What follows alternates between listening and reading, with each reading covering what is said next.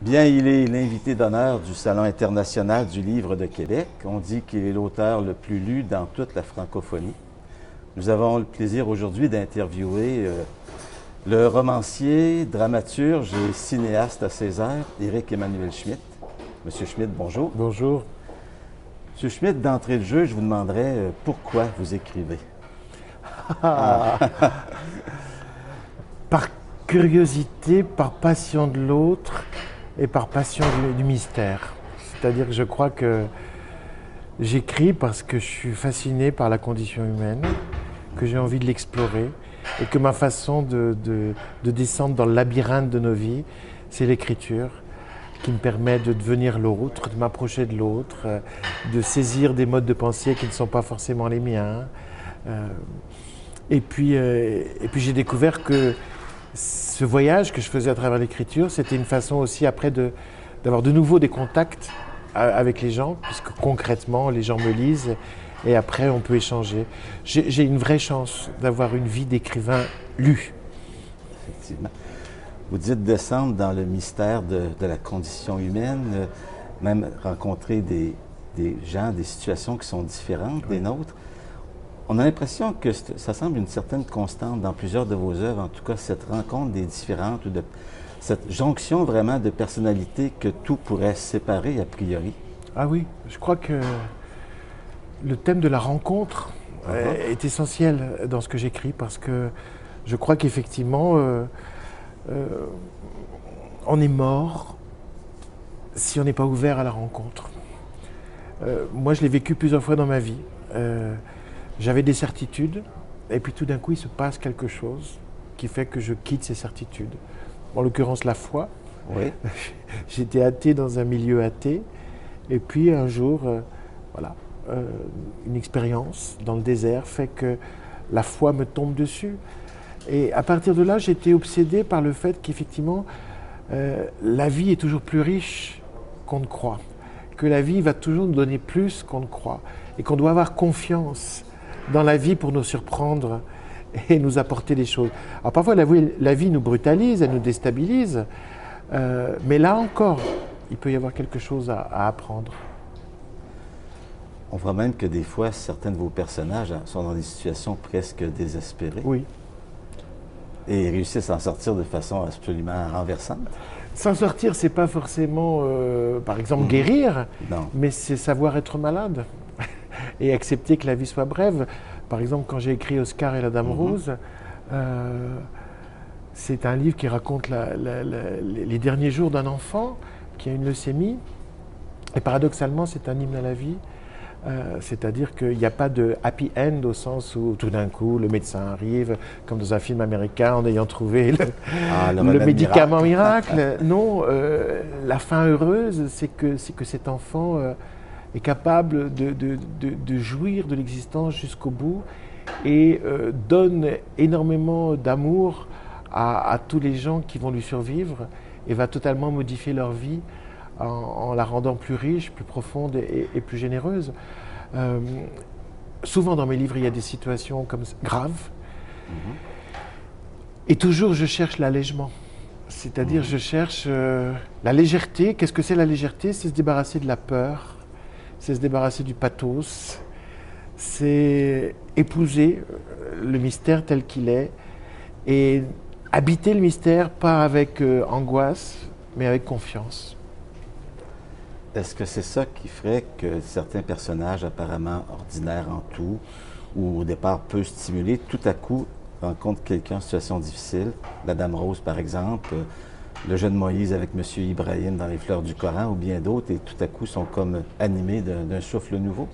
Oui, je crois que je raconte beaucoup de rencontres dans mes livres, et ces rencontres sont à double sens, c'est-à-dire que dans Monsieur Ibrahim et les Fleurs du Coran et Momo, le petit garçon juif, il y a une rencontre entre un enfant et un adulte, mais l'enfant va donner autant à l'adulte que l'adulte à l'enfant. L'adulte montre comment il arrive à vivre avec une spiritualité, et l'enfant qui est en quête de cette spiritualité va regarder ça, pas forcément se convertir à cette spiritualité, mais voir ce que c'est que de vivre avec une intégrité spirituelle. Et en même temps, l'enfant, à chaque fois, va apporter ce qu'il peut apporter, c'est-à-dire son intelligence, son aspect philosophique, sa remise en question, et puis son amour aussi. Et donc, dans mes livres, on ne sait jamais qui est le maître et qui est le disciple. ça pivote perpétuellement. Alors, on peut s'identifier à un ou l'autre des personnages à notre choix. On dirait aussi que dans votre œuvre, il y a cette fraîcheur, je dirais, ce supplément de lucidité ou de facilité à aller droit au but chez les enfants. Oui. Oui. Je crois vraiment que les enfants sont plus philosophes que nous. Parce qu'au fond, qu'est-ce que c'est être philosophe? C'est se poser des questions et compter sur sa raison pour répondre aux questions. Ben, c'est tout l'esprit de l'enfance. Poser des questions et puis avoir des réponses consistantes. Et en même temps, être philosophe, c'est savoir qu'on ne sait pas. L'enfant sait qu'il ne sait pas. L'adulte a souvent l'illusion du savoir. Les enfants posent spontanément des questions et les adultes ont spontanément tendance à répondre. Où est l'intelligence? Celui qui pose la question, pas celui qui spontanément répond. Donc, il y a quelque chose de très important dans l'enfance, c'est cette acceptation, cette humilité, cette acceptation de vivre dans un monde en grande partie inconnu, et surtout cette façon de vivre l'inconnu avec confiance. Donc je crois que quand on a quitté l'enfance, il est très important de cultiver en nous l'esprit d'enfance, c'est-à-dire cette confiance dans l'inconnu. Et parce qu'au fond, quel est l'avantage d'habiter l'inconnu et le mystère avec l'angoisse? Je ne vois pas. Alors, est-ce que la confiance, sans vouloir trop précipiter, ne nous entraîne pas un peu aussi dans le monde de la foi ou de l'ouverture à la transcendance, au moins au mystère, comme vous disiez? Je crois que la confiance, c'est une grâce, comme la foi. La différence, c'est que la confiance peut être une version laïque de la foi, et que la foi, évidemment, a des dimensions supplémentaires. Moi, j'ai le bonheur d'avoir la foi. Mais j'ai autant besoin de parler de la foi que de sa version laïque, la confiance, parce que j'ai envie de parler à tout homme. Et tout le monde ne reçoit pas la révélation, mais il faut vivre quand même. Et à ce moment-là, ça peut être la confiance. Et puis surtout, toujours dire que confiance ou foi, ce n'est pas un savoir. La confiance, j'ai écrit ça dans une de mes pièces, la confiance, c'est une petite flamme qui n'éclaire rien, mais qui tient chaud. C'est-à-dire que croire, ce n'est pas savoir. Moi, je crois, mais je n'en sais pas plus en croyant. Je crois. La foi, elle se nourrit de foi. Elle ne se nourrit pas de preuves.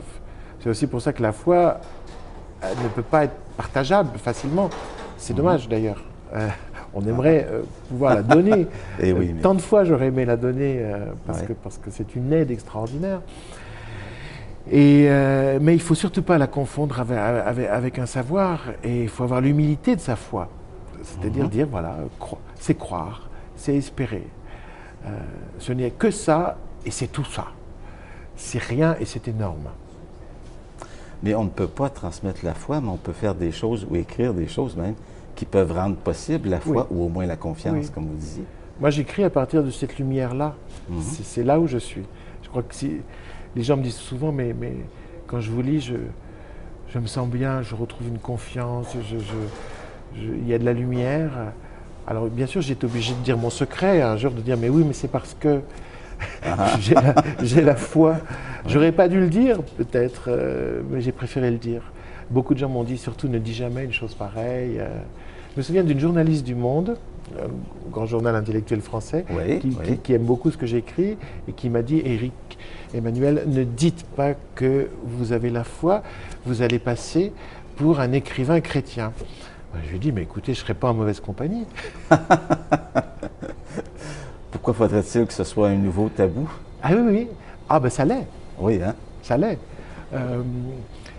Parler de spiritualité ou de foi d'une manière désinhibée, c'est politiquement tout à fait incorrect aujourd'hui.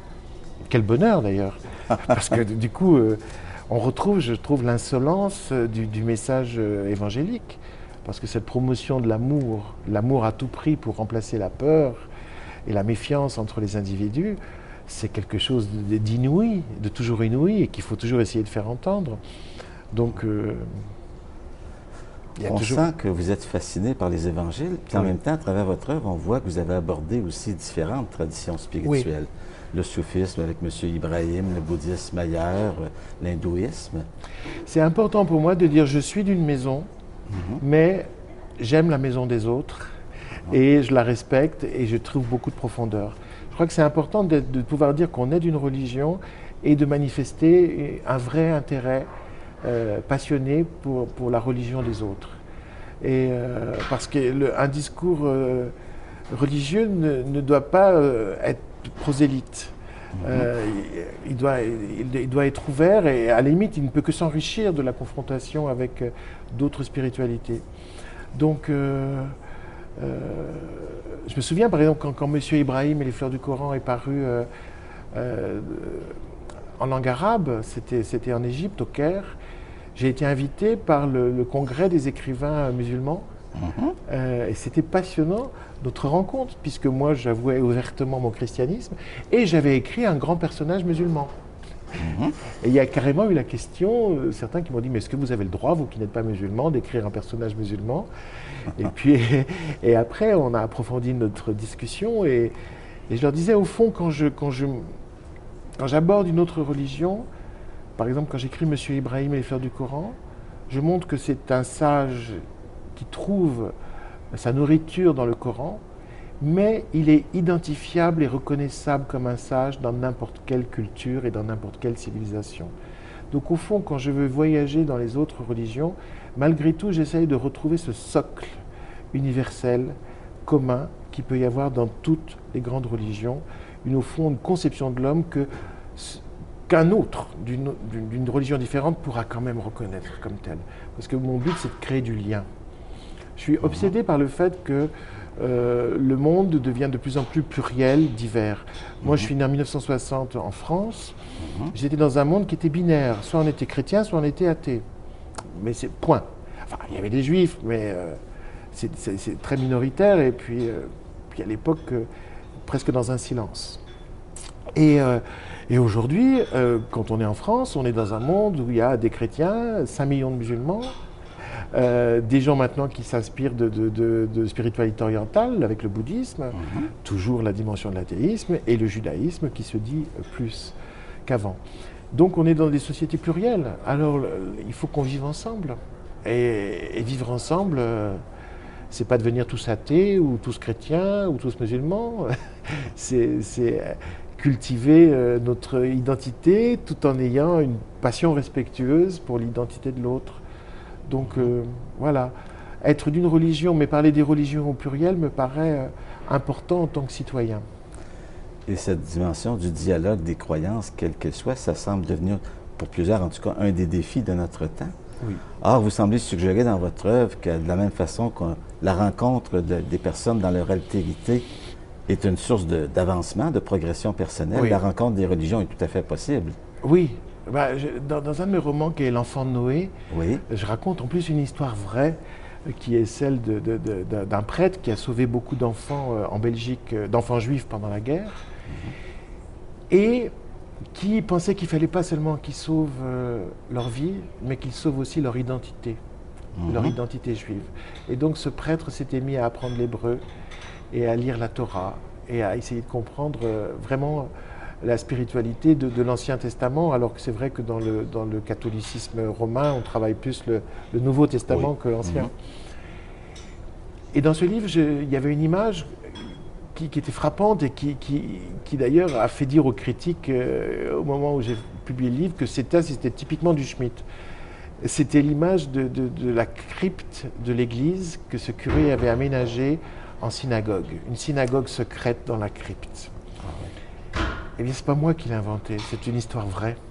Et ça se passe pendant la Deuxième Guerre? Et ça se passe pendant la Deuxième Guerre mondiale. Le père André de Namur a réellement constitué une synagogue cachée dans la crypte de son église. Alors c'était profondément symbolique, c'est-à-dire ça montre que, évidemment, bon, dans le cas du judaïsme et du christianisme, c'est évidemment un tronc commun, mais ça me paraît très très important justement de faire dialoguer, et puis après de voir la différence. Hein. C'est-à-dire que le judaïsme est une religion du respect, alors que le christianisme est une religion de l'amour. Et là, il y a un point d'écartement. Mais ça me paraît toujours très important à la fois de montrer le lien et puis de spécifier la différence. Et c'était très respectueux, mais aussi, je dirais, très audacieux de sa part dans le contexte, l'occupation des Juifs. Complètement. C'était fou. Oui. C'était amoureux.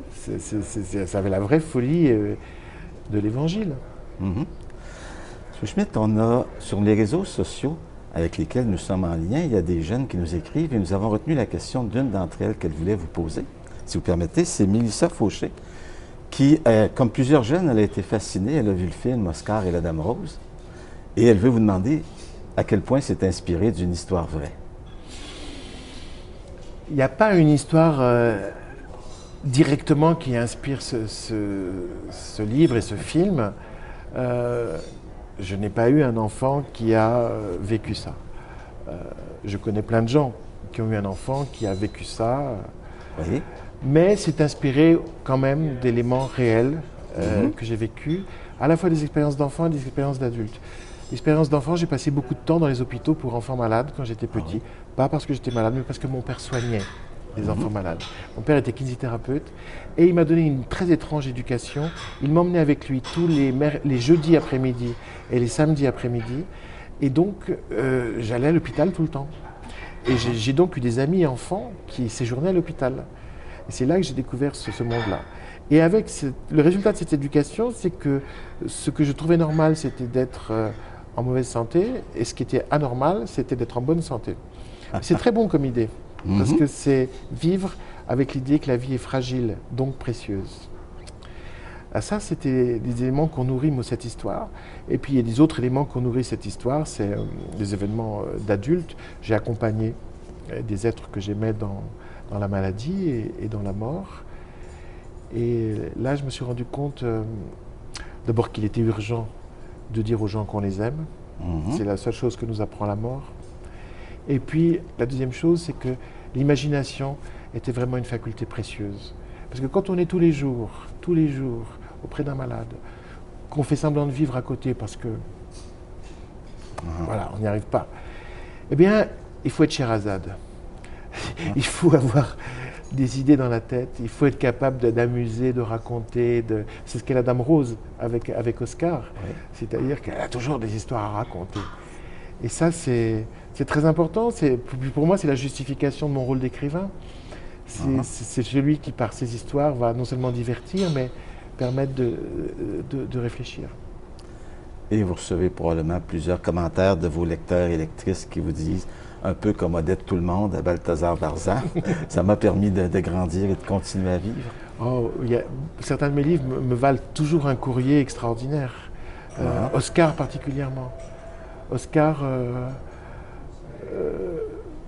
j'ai eu des lettres magnifiques, par exemple d'un jeune homme me disant voilà, je ne lis jamais, j'ai 16 ans, je suis comme Oscar, j'ai une leucémie, et j'étais chez ma copine, et elle n'est pas arrivée, elle était en retard. Et sur la table du salon, il y avait votre livre, Oscar et la Dame Rose. Alors par désœuvrement, même si je ne lis jamais, je l'ai lu. Et je voulais vous dire que je me battrai jusqu'au bout. Et si je ne guéris pas, j'essaierai d'être comme Oscar, c'est-à-dire d'aimer la vie jusqu'au bout et d'accepter les choses. Et derrière, c'était magnifique parce que je voyais la mise en scène qu'avait fait son amie. Elle avait fait exprès de ne pas venir, d'avoir laissé le livre là, de lui avoir laissé le temps, d'avoir ce rapport avec la vérité de ce qui lui arrivait. Parce qu'elle voulait le mettre en face de la vérité de ce qui lui arrivait. Alors, quand vous recevez des lettres comme ça, c'est bouleversant. Et ça donne le goût de continuer à écrire. Oui. Si j'ai bien compris, vous disiez aux journalistes du Soleil la semaine dernière que, contrairement à la parole qui a tendance parfois à trop simplifier les choses, l'écriture permet d'aller dans la complexité des êtres. Oui. J'ai toujours été frappé par le fait que quand on me pose une question, très rapidement, je donne une réponse. Et dès que je prends la plume, ça devient plus complexe. Je mets à avoir des nuances, je mets à être beaucoup plus dans la question que dans la réponse. Et pour moi, l'écriture, c'est le territoire de la complexité. Les choses cessent d'être simples. elles deviennent riches et elles deviennent complexes. Et c'est pour ça que l'écriture est un miroir où chacun peut se reconnaître. Parce que c'est la complexité. Même quand on écrit simplement. Et dans cette complexité, on serait peut-être aux portes du mystère à toujours. Je crois que voilà, l'écriture, c'est l'exploration du labyrinthe, de ce labyrinthe mystérieux qui est nos vies. Et elle est fascinante, cette exploration du labyrinthe. Mais il ne faut pas douter qu'il y ait une porte au bout du labyrinthe. Monsieur Schmitt, c'est vraiment passionnant de vous entendre. En terminant, je voudrais vous remettre, c'est bien peu de choses pour vous remercier. Merci. Ce sont les 6 numéros de notre revue Pastorale Québec, dans lesquels on a... Ah, ça, c'est Mme Sigier que vous Mais connaissez. oui, que j'ai rencontré hier, avec beaucoup Oui. d'émotion d'ailleurs. Ben voilà. Mais à chacun de ces numéros-là, il y a un article qui traite de l'une ou l'autre de vos œuvres, pièces de théâtre, films ou livres. Eh bien, merci. Ben, c'est nous qui vous remercions, M. Schmitt. Merci beaucoup pour cette entrevue qui est mémorable, je dirais. Merci. Merci.